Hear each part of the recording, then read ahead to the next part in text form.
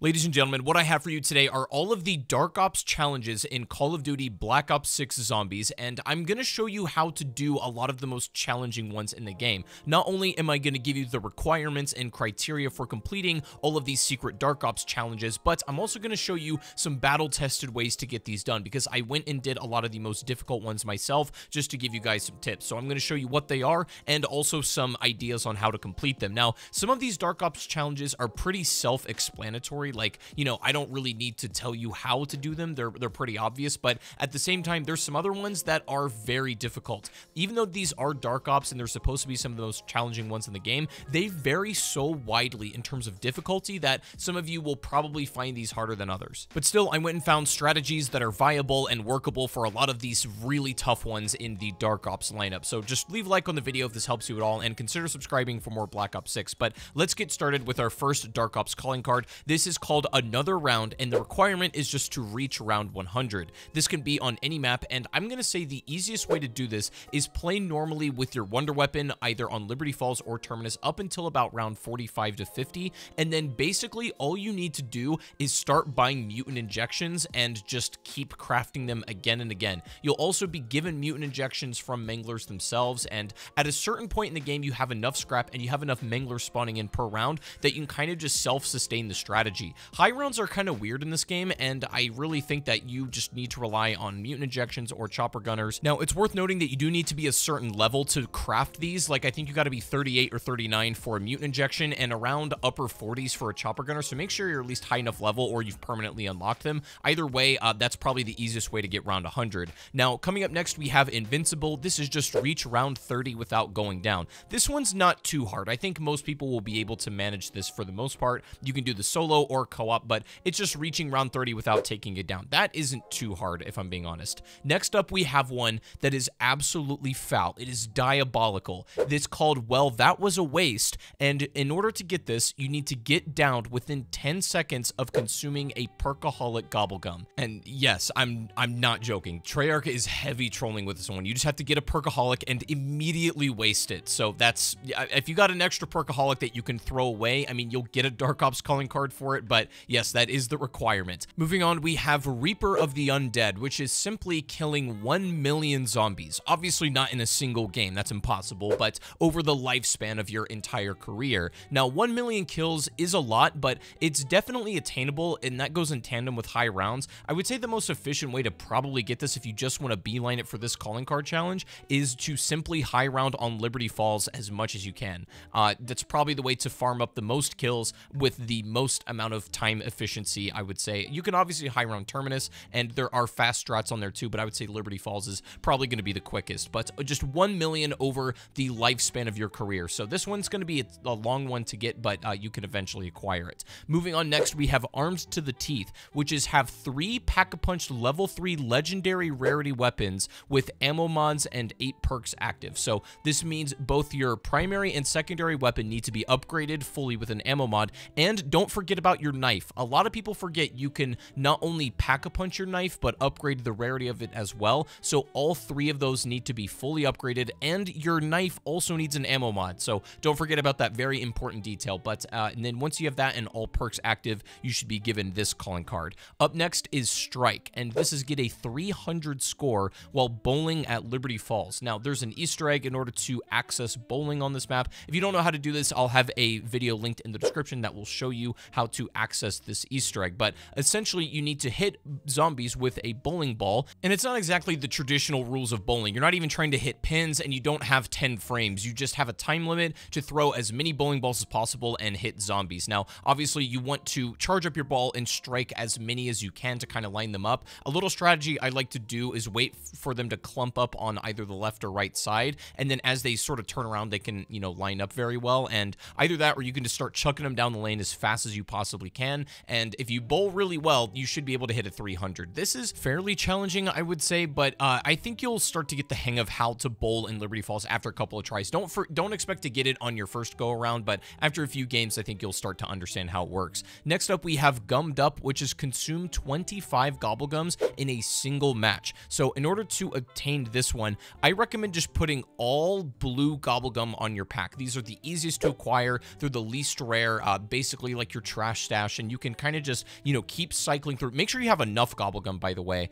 You'll need to play to the point where you have at least 25 gobblegum to consume in the first place, but I would recommend using like your blue ones, just your lowest tier kind of gobblegum here, and just keep playing through until you've eaten 25 of them. You get 1 free gobblegum per round, so if you're being efficient, you should be able to get this at round 25, and that should be good to go. Up next is going to be Yo Ho Ho, which is on Terminus. You need to earn 20k essence without getting hit with the cursed relic equipped. Now, this is basically like you do this Easter egg where you get a captain his coins, and then eventually he gives you a cursed relic where you have a permanent double points, but the trade-off is if you get hit, you can lose points. So you essentially just need to get a handful of kills equating to 20k essence without getting hit. You can apply a certain strategy to either use chopper gunners, you can play in third-person mode once you have this applied, decoy grenades, Gersh devices, monkey bombs, anything like that, just to keep zombies pressure off of you and, you know, rack up kills. You shouldn't have too much trouble once you've acquired the cursed relic, and it's only 20k essence, so it's not absolutely insane. I would just probably use all your score streaks and equipment that you have. Next is Harbinger of Doom, which is getting 100 kills with a single score streak use. Easily, the best way to do this is on Terminus. Use a Mangler injection on an extremely high round. Anything 45, 50 plus, you should be able to get this right away.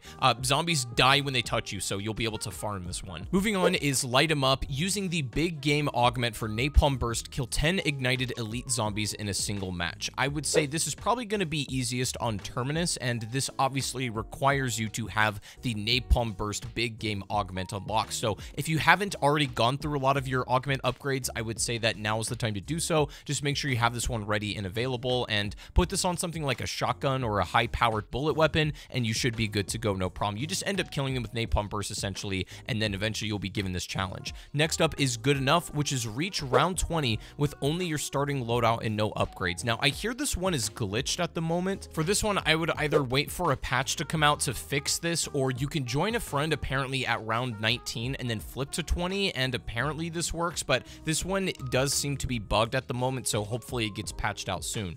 Next up is going to be Box Addict, which is buying every single weapon from the mystery box in a single game. That one is very self-explanatory, and that kind of just goes in tandem with surviving high rounds and getting a ton of points, and just spinning the box until you physically spin through everything. I recommend just going to a certain high round where you have like an excess of points, and then just going crazy on the mystery box for like a good 20-30 minutes until you get everything. Next up is Fatale, which is kill 2 amalgams with a single shot. Now, on Terminus, obviously, this is the sort of elite enemy, and there's a couple ways you can go about it. If you want, you can use the big game Shadow Rift ammo mod, and that should help you out a lot, or you can have 2 of them and just get them really, really weak, and then line them up with a single, like, sniper bullet or something like that to finish them off, maybe a ray gun. You can get them extremely, like, low health and then try to finish them off at the same time, but the Shadow Rift big game ammo mod seems to be pretty good for this as well. Moving on, we have Kunoichi, which is during a single use of Ether Shroud, use the Void Sheath augment and kill 3 zombies, 2 special zombies, and an elite. So that means, like, I think this is probably going to be the easiest on Terminus, where you have 3 zombies, 2 manglers, and amalgam. And if you can kill all of these within a single use of Ether Shroud, then you'll be given this Dark Ops. Just get them low health, then pop Ether Shroud and just finish them off with a high-powered bullet gun or a wonder weapon. Probably the ASG shotgun or even the Beam Smasher might be able to do it here. After that, we have Sticks and Stones, which is reaching round 25 solo using only melee weapons, combat axes, and melee macchiato. This one's not as bad as it sounds because you can use your knife. Like, you can use your melee weapon, you can use throwing axes, and melee macchiato makes knifing zombies a hell of a lot easier. Now, this is going to be tedious, obviously, because you're not going to be able to kill things fast, and it is round 25, so don't expect to do this one very quickly, but this one actually isn't that hard, given that you can upgrade your knife, you can use melee weapons, and you can throw combat axes, obviously. So I saved the hardest 2 for last because these are the ones that, in my opinion, are easily the most challenging, and so I spent some time developing a strategy to help you guys complete these last 2. The first one here is called Terminal, which is finishing the Terminus Easter egg after round 50 in standard mode. So first of all, this requires you to know how to do the Terminus Easter egg in the first place, and if you're unaware of that, I'll have a link in the description that will show you all the steps to this map and how to complete the Easter egg. I recommend doing it, you know, at least once through regularly before attempting this Dark Ops, but assuming you've done it at least once, something you can do is just play the game very normally, like do a normal Easter egg run, get up to the boss fight, and again, this should take you around like 23, 25 or so by the time you finished and set everything up. You don't need to start the Easter egg at round 50, you can simply wait until you do the boss fight at round 50. Now, here's what's interesting though. You might know how to solo Patient 13, but what you now have to contend with in this Dark Ops challenge is the zombies' health in the boss fight are going to scale for round 50, meaning they're a lot tougher. So the boss doesn't get any more health, but the enemies around you certainly do.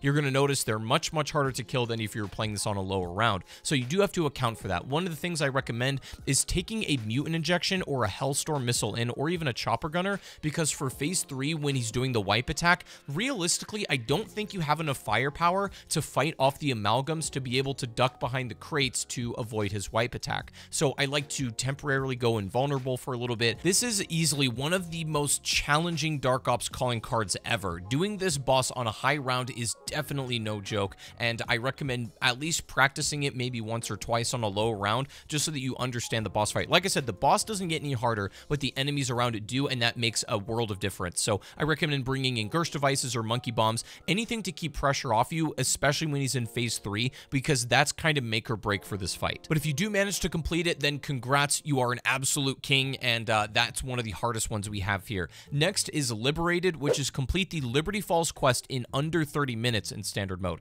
This is essentially just a speed run. Now, there's a lot of speed run videos out there that you can use to watch strategies, but a big part of it is, number one, just obviously knowing how to do the Easter egg, but you can give yourself a huge advantage if you just pop like a Perkaholic, or you get your weapon high tier rarity as well, because you can do the steps in like 15-20 minutes, and a lot of the time wasting is setting up for the final step or the boss fight. You can also use these traps inside of the boss arena itself to kind of kill zombies and speed through it quicker. You just need to shoot these 2 candle boxes in the back of the room with napalm burst, and I promise this one's not as bad as it sounds. Just on my first Easter egg run ever, wasn't even trying to go faster speed run, I got like 35 minutes, so if you can just cut down a little bit of time, you might accidentally get this one just by being efficient. Now, finally, getting to our most difficult calling card Dark Ops challenge in Black Ops 6 Zombies is going to be social distancing, which is to reach round 20 without taking damage. And you're going to want to do this one specifically on Liberty Falls, because Terminus is going to be virtually impossible because parasites exist.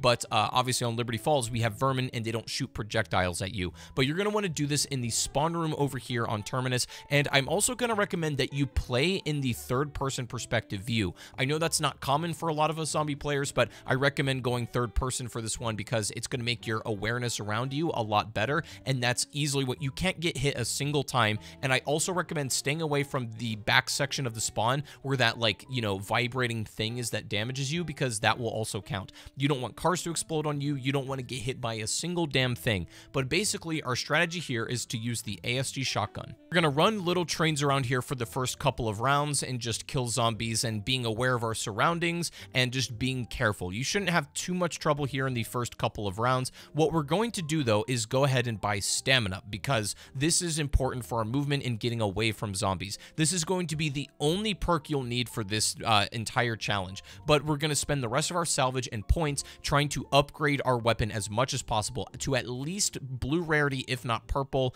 and tier 2 pack-a-punch if we can manage it, because we just want to have straight up damage. But while we're in the spawn room, our challenge is going to be to move around the zombies in a way where we're avoiding getting hit, and then you can back up into this wall and just absolutely lay out damage. The only place they can spawn here is in this little hole, and occasionally they can drop down behind you from the ramp, but you should be able to see them on your minimap before they can hit you. So you can kind of use this wall as a relatively safe space. But we're just going to go through the rounds as normal like this, just being very careful. But I'm going to show you how to deal with manglers and abominations, because these are the two things that might screw your run. Manglers are a lot easier to deal with than you might expect. Obviously, they shoot a projectile at you, but a very easy strategy is just not to panic. You can wait for them to fire a shot, and then after they whiff, you can like hide behind a car or something like that. And as soon as they whiff, you just want to charge them and then shoot their arm cannon to explode them very quickly. And the shotgun should make quick work of them, and they're not a threat for the rest of the round. For abominations is a little bit more tricky. Now, I got lucky on this run, and I got a chopper gunner from a mangler, so I could just take him out using that score streak, obviously. obviously. But if you don't have a chopper gunner, you can use an RCXD instead, just to clear out the majority of the round. You know, it obviously exudes this ether pulse that will kill zombies, and you can wait till almost the entire round is dead, and then kind of just, you know, kill the abomination with your regular gun. Obviously, you need to be careful and not get charged at or get lasered. You can hide behind cars for that too. Take your time on the abomination. I got really lucky with a chopper gunner, but you can also use an RCXD just fine. Hellstorm missiles are also an option if you get them, so, you know, that's something to keep in mind. I think RCXDs are going to be the most reliable because they're pretty cheap to craft, but if you get a chopper gunner, that's like your ticket home. But for the most part, you just rinse and repeat this, just train around the area and then deal damage and kill once you're backed up against this wall, and just rinse and repeat. You should be able to get into a nice little rhythm and flow, and it might take you a handful of tries, but this is the general strategy to approach it. But I really worked hard trying to put these together for you guys and complete them so that I could show you exactly how they're done, and hopefully you can get these Dark Ops challenges done as well. But if you guys don't mind, leave a like on the video if it did help you at all, and subscribe before you go. That would be much appreciated. More Black Ops 6 coming your way, and good luck on the Dark Ops challenges, guys. I'll see you all in the next one. Peace out.